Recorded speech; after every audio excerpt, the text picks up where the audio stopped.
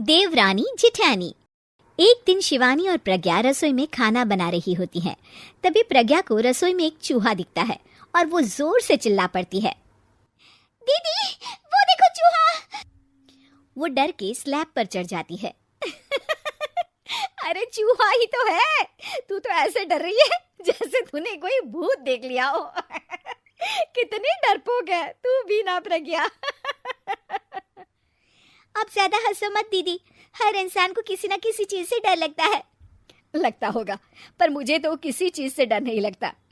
मैं तो बहुत बहादुर हूँ, पर तू हद कर दी भाई, एक चूहे से डर गई है। एक दिन प्रज्ञा अपने कमरे से बाहर निकल रही होती है और तभी शिवानी उसे पीछे से आकर डरा देती है। प्रज्ञा एकदम से उछल पड़ती है। दीदी ऐसे भी कोई मजाक करता है क्या? अरे जरा अपनी शक्ल तो देख, एकदम बैंगन की तरह नीली पड़ गई है।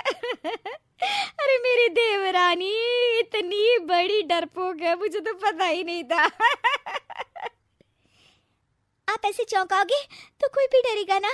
अरे नाना, कोई बहाना अब काम नहीं आएगा। आज से ना तुम्हारा नाम है डरपोक प्रज्ञा। शिवानी प्रज्ञा का मजाक उड़ाकर चली जाती है। प्रज्ञा शिवानी की मजाक उड़ाने की आदत से परेशान हो जाती है। जब देखो मेरा मजाक उड़ाती रहती है, इनकी शिकायत तो मम्मी जी से करनी ही पड़ेगी मुझे। प्रज्ञा अपनी सास के पास जाती है और उन्हें सारी बात बताती है कि किस तरह उसकी जेठानी उसके डर का मजाक उड़ाती है। ओहो, तो बड़ी बहू को बड़ा घमंड है अपनी बहादुरी पर। कोई नहीं, अभी उसका घमंड तोड़ देते हैं।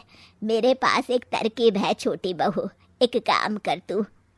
प्रज्ञा की सास उसे अपनी जेठानी को डराने का प्लान बताती है। ये तो बहुत अच्छा आइडिया है मम्मी जी, क्या बात है। आइडिया सुनकर लग रहा है कि आप अपने बचपन में काफी शरारती रही होंगी मम्मी जी।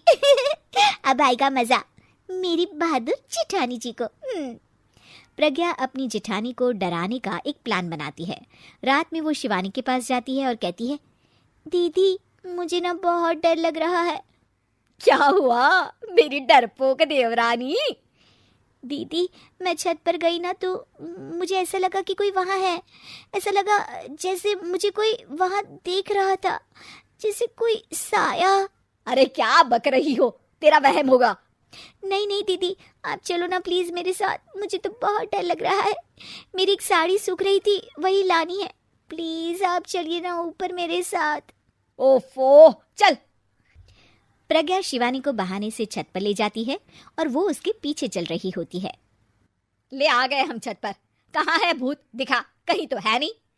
तभी प्रज्ञा चुपके से सीढ़ियों पर छुप जाती है और शिवानी छत पर अकेली रह जाती है। अरे प्रज्ञा कहाँ चली गई? प्रज्ञा एकदम से सीढ़ियों का दरवाजा बंद कर देती है।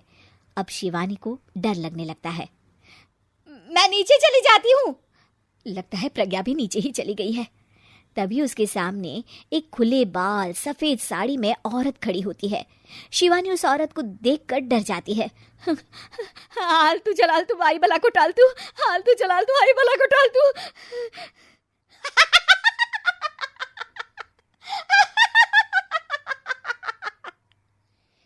चुड़ैल की हंसी सुनकर शिवानी बुरी तरह डर जाती है। नहीं नहीं मुझे छोड़ दो, भगवान के लिए मुझे छोड़ दो। नहीं नहीं नहीं नहीं नहीं नहीं नहीं, मैं तुझे नहीं छोड़ूंगी, मैं तेरा खून पी जाऊंगी। तभी चुड़ैल की हंसी उसकी सास की हंसी में बदल जाती है।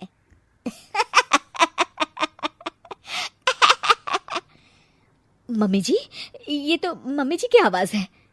शिवानी आंख खोलती है तो सामने उसकी सास चुड़ैल का मेकअप करके खड़ी होती है और प्रज्ञा और उसकी सास जोर जोर से हंस रहे होते हैं। क्यों मेरी बहादुर जेठानी जी, आप तो कहती थी कि आप किसी से नहीं डरती। ये तुमने अच्छा नहीं किया प्रज्ञा। और सासू माँ, आप भी इसके साथ मिलकर। और नहीं तो क्या बहू, तुम अब मेरी छोटी बहू का ऐसे मजाक बनाओगी तो मुझे तो चुड़ैल बनना ही पड़ेगा ना।